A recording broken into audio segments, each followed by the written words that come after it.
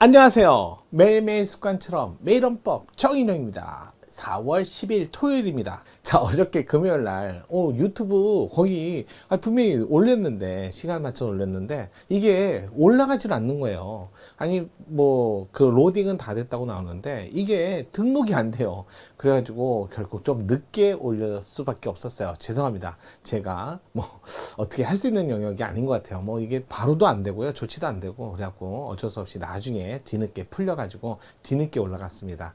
또 본의 아니게 여러분한테 심려를 끼쳐서 죄송합니다. 앞으로 그런 일이 없도록 최선을 다하겠지만 이게 제 마음대로 되는 영역이 아닐 때도 있어서 그런 것들은 조금만 양해 부탁드릴게요. 자, 오늘 문제 통치구조입니다. 주말 아시죠? 정인영과 함께하면 기본권 문제뿐만 아니라 통치구조까지 싹 섭렵할 수 있다. 4월 10일 토요일 5급 공채 문제인데 어렵지 않아요. 간단히 살펴보도록 하겠습니다.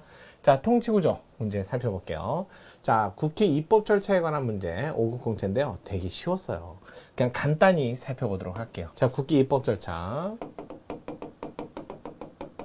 자, 국회 권한 중에 가장 본질적인 권한이죠. 40조, 헌법 40조에 뭐라고 되어 있다? 입법권은 국회 권한.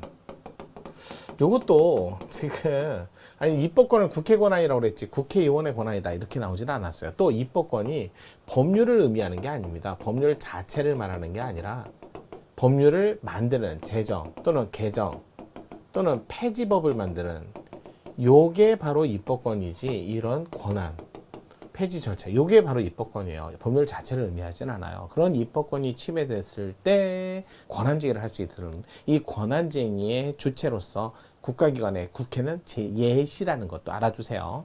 자, 그러면서 입법권이 가장 본질적인 권한이고 52조 그다음에 헌법 53조 이런 것들은 기본적으로 암기를 하셔야 돼요. 52조의 제한자는 입법에 관한 제한자는 자, 일단 두 개밖에 없. 제한자 정부와 국회의원 10인 이상 찬성 이상이 찬성 이렇게 되어 있죠. 정부는요, 만약에 제한한 법률이 아이고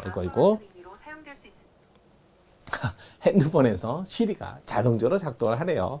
자, 일단은 꺼둘게요. 죄송합니다. 시리가 갑자기 작동해서 깜짝 놀랐어요. 자, 정부. 그다음에 국회의원 12인 이상 찬성인데, 정부는요, 만약에 제안한 법률이 예산이 따라가야 되는 법률일 때는 정부는 축에서만 제출하는 게 아니라 여기에 재정 조달 방안, 이것도 함께 방안도 함께 제출을 하셔야 돼요. 재정 조달 방안, 이것도 함께 방안도 함께 조달하셔야 되고요. 국회의원 10인 이상 찬성했는데 당의 법률안이 예산을 수반해도 이거는 축에서만. 그래서 예산 수반이 되는 법률안을 제안할 때, 제안 시에 이것만 좀 조심하세요. 국회에서는 축에서만, 정부에서는 축에서뿐만 아니라 재정 조달 방안도 반드시 같이 제출하셔야 돼요. 자, 그다음에 53조에 이제 국회 입법 절차가 자세히 써놨어요. 그래서 국회에서 의장이 바로 뭐 본회의 가는 게 아니라 먼저 해당 소관 상임위 이걸 정해줘야죠. 이걸 우선 정해주고, 그럼 소관 상임위에서 바로 상정하는 게, 바로 올리는 게 아니라 일단은 예고하고요. 10일 이상 예고하시고요. 그 다음에 의견 청취하고요. 의견 수렴하고요. 다시 또 예고하고요. 그래도 더 이상 아무런 의견이 없으면 그때 가서 상정을 합니다. 그래서 한자 한자 읽어가는 걸 축조심사라고 하죠. 이럴 때 축조심사할 때 청문 공청회 하는데요. 소위원회에서도 심사를 할 수 있습니다. 소위원회. 하지만 소위원회에서는 전부 개정 또는 제정 법률안에 대해서는 요거 축조심사 생략이 안 된다는 거. 그 다음에 위원회에서는, 소관상임위에서는 청문 공청회 할 수 있습니다. 청문 공청회 같은 거 할 수 있는데 요거 의결로서 생략도 가능하다는 거. 그 소위원회에서 하는지 소관상임위원회에서 뭘 하는지 이거 정확하게 아셔야 돼요. 그러면서 여기서 끝났다고 되는 게 아니라 법제사법위원회 보면 됩니다.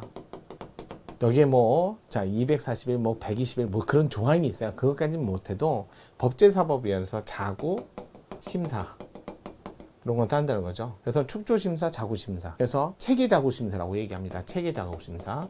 그렇다 해서 체계자구심사에서는 내용심사도 가능합니다. 내용도 가능하지 오로지 체계자구심사만 하진 않습니다. 그렇게 하고 끝나고 나면 위원회에서 끝났으니까 이제 본회의로 넘어가야죠. 본회의 넘어가고 본회의에서는 일반 의결 정족수에 따라서 재가출, 출가찬 이러면 의결로 확정됩니다. 확정되면 누구한테 보내요? 본회의에서 의장이 대통령에게 보내고 대통령은 이걸 15일 내에 공포를 하거나 또는 제의를 요구할 수 있는 거죠. 이렇게 제의 요구할 수 있습니다.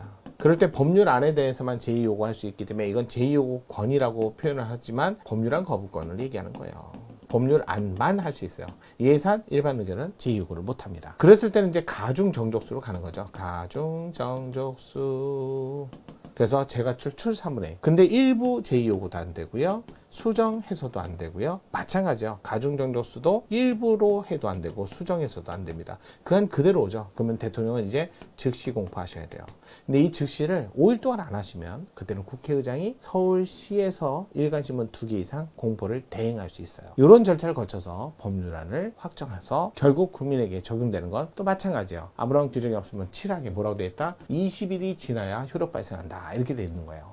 자, 이런 것까지 해갖고 53조까지 쭉 하셔야 법률을 정확하게 이 제정 절차를 아시는 거니까 그렇게 정리하시고요. 한번 문제 볼게요. 문제는 어렵지 않거든요. 자, 국회에 의결된 법률안은 정부에 이송되어 20일 이내 대통령에게 공포한다? 아니요. 자, 국회에서 의결된 법률안은 15일.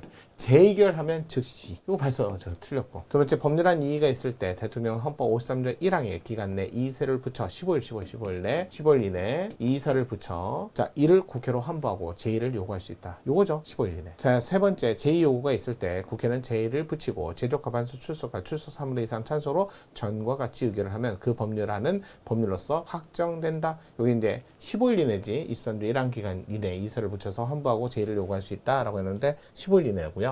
그다음에 자, 제의 요구가 있으면 국회는 제의를 붙이고 재과출 3분의 2 전과 같은 의결을 하면 법률안은 법률로서 확정된다. 맞아요. 4번이.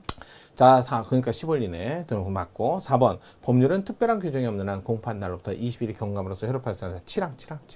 그래서 2번, 3번, 4번 맞고 1번이 아유 너무 쉽잖아요. 너무 쉬웠어요. 그래서 요거 쉽게 풀지만 저랑 같이 정리하는 게 의미가 더 있는 거 아시죠? 자, 그러면 저랑 같이 한 거 정리하시고요. 또 내일 일요일이니까 내일도 맞아 보셔야 돼요. 내일도 어렵지 않은 거 할게요. 자, 내일 뵙겠습니다. 감사합니다.